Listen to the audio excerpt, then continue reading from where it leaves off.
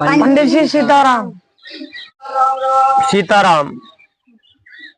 हाँ तो बच्चों, आज आपका क्या विषय है? ब्रह्मचर्य। तो बच्चों, आज आपका विषय ब्रह्मचर्य। तो क्या आप ब्रह्मचर्य के बारे में जानते हो? हाँ। अच्छा, तो आप ब्रह्मचर्य के बारे में जानते तो हो ही हो। अब आपको मैं थोड़ा डिटेल से समझाऊंगा। उससे पहले मैं कुछ जानना चाहता हूँ। साहिल खड़ा हो।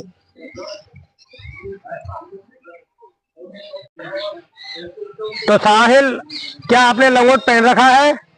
नहीं। जो ब्रह्मचर्य क्या होता है, अब आपको मैं बताता हूँ कि विद्यार्थी जीवन में ब्रह्मचर्य बहुत ही आवश्यक है। आज आप जो इस पाश्चात्य संस्कृति में चड्डी बनियान पहन के घूम रहे हो ना, तो ब्रह्मचर्य जीवन में हमेशा लंगोट पहना जाता है। विद्यार्थी का जो जीवन होता है, मनुष्य का सबसे पहला आश्रम ही ब्रह्मचर्य आश्रम है। और आज इस आश्रम का अनुसरण हम नहीं कर रहे। हम गुरुकुल जाना भूल गए और जाते हैं कॉलेज। ज्ञान की गंगा वहां नहीं बहती, क्या मिलता है? नॉलेज। तो ब्रह्मचर्य आश्रम में जब हम प्रवेश करते हैं तो सबसे पहले विद्यार्थी का पहनावा अपने आप में मायने रखता है। तो लंगोट परम आवश्यक है, इसलिए आप लंगोट हमेशा पहनना है। दूसरा, ब्रह्मचर्य जीवन में आपको क्या खाना है, क्या पहनना है, जैसा मैं आपको बताता हूं उसका नियमित रूप से पालन करना है।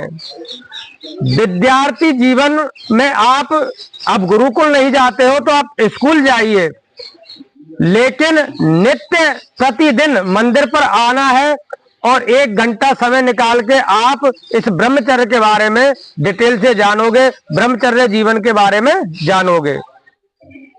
विद्यार्थी के 5 लक्षण बताए हुए शास्त्रों में।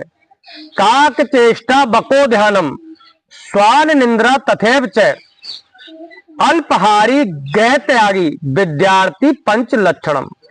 ये विद्यार्थी के 5 लक्षण होते हैं। इन लक्षणों से जो भी विद्यार्थी सुशोभित होता है वो ब्रह्मचर्य का पूर्णतः पालन कर सकता है। अब आपने इतिहास में पढ़ा होगा, कहानियां सुनी होंगी कि महाराणा प्रताप इतने बलशाली थे, वीर शिवाजी इतने बलशाली थे कि उन्होंने मुगलों का डटकर सामना किया, मुगलों को परास्त किया। वो किसके बल पर किया था? वो ब्रह्मचर्य और साधना। ब्रह्मचर्य जीवन भी एक साधना है। जब आप गृहस्थ में जाओगे तब गृहस्थ जीवन एक साधना होगी, लेकिन ब्रह्मचर्य जीवन में रहते हुए, ठीक है गुरुकुलों का अभाव है, गुरुकुल नहीं है, तो आप ब्रह्मचर्य जीवन का पालन करते हुए आप इष्ट देव का नित्य ध्यान करो। आपके अंदर महाराणा प्रताप, वीर शिवाजी जैसा ही बल और तेज आएगा। लेकिन आप जो पाश्चात्य संस्कृति की जो नौटंकियां हैं, जो मटर गश्तियां हैं, उनसे हमेशा दूर रहना है। पहला सुख निरोगी काया। जब आपकी काया निरोगी रहेगी तो आपको सारी सुख संपदा स्वतः ही मिलती रहेगी। तो विद्यार्थियों, हमेशा जब तक आप शिक्षा ग्रहण करते हो तब तक ब्रह्मचर्य को नहीं तोड़ना है। आपके बाजुओं में, भुजाओं में बल होगा तो आपके पास सर्व सिद्धियां स्वतः ही आ जाएंगी। और अपने धर्म को पहचानो, पाश्चात्य संस्कृति से हमेशा दूर रहने की कोशिश करो और इष्ट देवों की साधना करो। आप महाराणा प्रताप को अपने चरित्र में उतारो, वीर शिवाजी को अपने चरित्र में उतारो, भगत सिंह को अपने चरित्र में उतारो। आज के लोफर, आज के जोकरों को अपने चरित्र में मत उतारो। और राम का चरित्र अपने जीवन में धारण करो, कृष्ण का चरित्र अपने जीवन में धारण करो। क्या आप जोकरों की तरह घूम रहे हो? ये आपको भी शिक्षा ग्रहण करनी है और अपने अन्य साथियों को भी प्रेरित करना है कि वह स्वतः सनातन धर्म से जुड़े और ब्रह्मचर्य का पूर्ण ज्ञान लें और ब्रह्मचर्य का पालन करें। ब्रह्मचर्य अगर आपने एक दिन भी गलती कर दी वही खंडित हो जाता है। तो साहिल कल से आप अवश्य लंगोट लगा के आओगे और लंगोट का ध्यान रखोगे हमेशा, भूलोगे तो नहीं? नहीं भूलेंगे पंडित जी।